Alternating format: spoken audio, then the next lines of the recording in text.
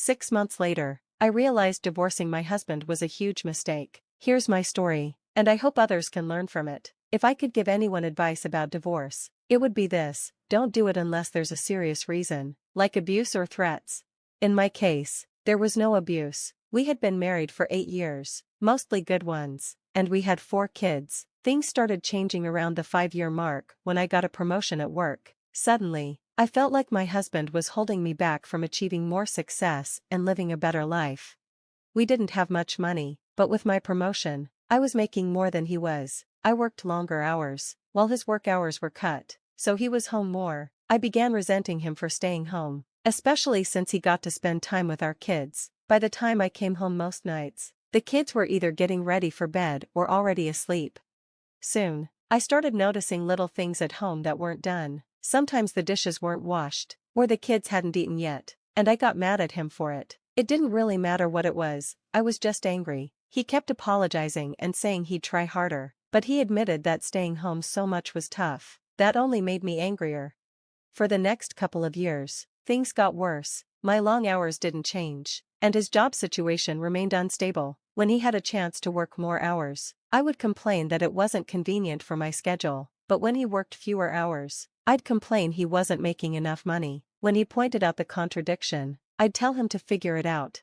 I knew these things hurt him, but I didn't care. Over time, I pulled away from him more and more, and our relationship kept falling apart. If my husband didn't want to feel hurt, I felt he should at least try to make me happy. I used that excuse to justify starting a connection with another man at work. At first, I thought he was just a friend, but talking at work led to texting at home, which turned into sharing pictures and videos. Eventually, I was finding ways to spend time alone with him.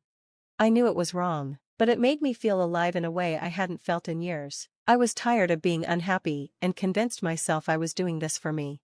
The worst moment came one night when I got home at a decent time, and my husband had cleaned the entire house, cooked dinner for the family, and picked a movie for us to watch together. A couple of years ago, that would have made me so happy, but that night, I couldn't even look at him. I pretended to be sick and spent the rest of the night in bed. He waited on me, checked on me, and even made me a different meal and brought it to bed.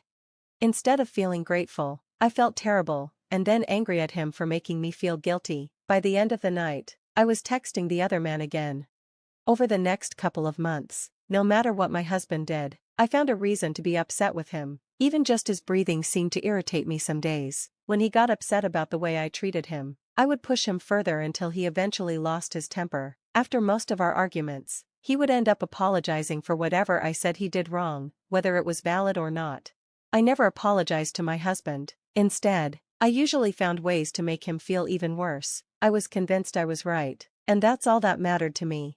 When he found out about my relationship with the other guy, it crushed him. Seeing him trying to hold back tears hurt me deep inside, but I refused to let him see it. At his lowest point, I chose that moment to tell him I wanted a divorce. I could almost feel his heart breaking. He begged me to reconsider, saying we could work through it together, but I wasn't interested in fixing our marriage. I did mostly end things with the other man, but only because I knew I could get him back if I wanted to. My husband kept trying to make things better, and occasionally, I'd acknowledge his efforts, but for the most part, I continued being awful to him, finding reasons to criticize him over anything and everything. Honestly, I'm not sure what more he could have done to make me happy, other than finding a job that paid enough so I wouldn't have to work at all. He said he was trying, but looking for a job and actually finding one are two different things. Around that time, I found a group online where I started posting about him, but I only shared my perspective. The comments poured in, validating how I felt and convincing me that I was right. The more I posted, the more I believed that my husband wasn't worth staying with. The internet had convinced me that my husband was terrible. Feeling supported by all those opinions, I started saying awful things to him and sometimes just ignored him altogether. Confident in my decision, I contacted a lawyer and filed for divorce within weeks. I kept using online groups to validate my feelings and get encouragement to go through with it. Eventually, the divorce was finalized. My ex-husband didn't ask for much, just not to get divorced and to try to work things out. But I didn't care. He was heartbroken, but I felt free. I thought I could finally do whatever I wanted without guilt or having to answer to anyone. That sense of freedom was amazing. At first, it didn't last long. Within a month of him moving out, I missed garbage day 3 times. The dishes piled up in the sink, and laundry sat around so long that I had to sniff clothes to see if they could be worn again. On top of that, my kids were miserable. My oldest had seen some of the messages between me and the other guy months earlier and knew that her dad still wanted to work things out. She stopped talking to me except to say she wanted to go to her dad's house. The other kids followed her lead and told me they wanted to live with him too. I tried to make them happy by buying them toys all the time, but the joy only lasted a few minutes. I realized I wasn't really making things better for them or for myself. Being alone was harder than I expected. I couldn't keep up with all the extra hours at work anymore, so I started calling my ex-husband to watch the kids. He always came over as soon as he could and would ask if I needed anything. When I got home, I often found the dishes done, the laundry folded, and even dinner prepared. He never stayed long after I got back. He would just tell me to call if I needed anything and then leave. One night, he even took out the garbage for me because it was garbage night, and I had forgotten again. He always looked so sad when it was time to go. A few months later, my friends convinced me to go on a date. It was just dinner and a movie, and I felt excited and hopeful at first, but during dinner, I started feeling an overwhelming sense of guilt. It got so bad that I couldn't even go to the movie afterward. About a week and a million tears later, I found myself in a therapist's office. I told her everything, starting with the promotion I had gotten at work. To my surprise, she didn't agree with me or the advice I had received online to divorce my husband.